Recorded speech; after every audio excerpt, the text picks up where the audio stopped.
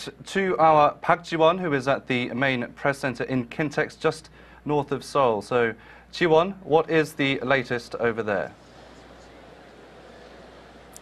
Hello, Adam. The official briefing was just held here, given by Yoon Young-chan, Senior Secretary for Public Relations at the South Korean Presidential Office.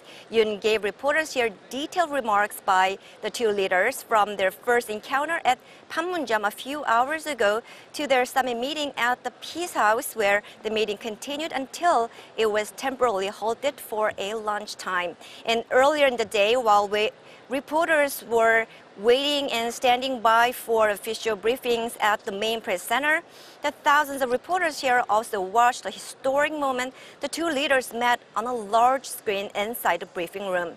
At the moment the two leaders finally greeted each other and shook hands, reporters and press members here cheered and applauded. It was a really special moment.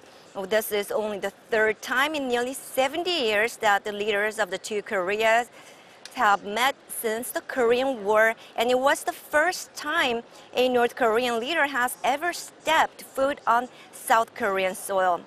What drew attention among reporters was that when Kim Jong-un crossed the border and came to the South Korean side, he took South Korean President Moon Jae-in's hand and invited him to the north side. So Moon also stepped onto the northern side. It was quite the sight to behold. Well, following their greetings at 9:30 a.m. South Korea time, Kim Jong-un was greeted by a guard of honor put on by the South Korean military. And in the guest book at the Peace House, where the summit is being held, Kim Jong-un wrote that, quote, "New history begins now at the starting point of the period of peace."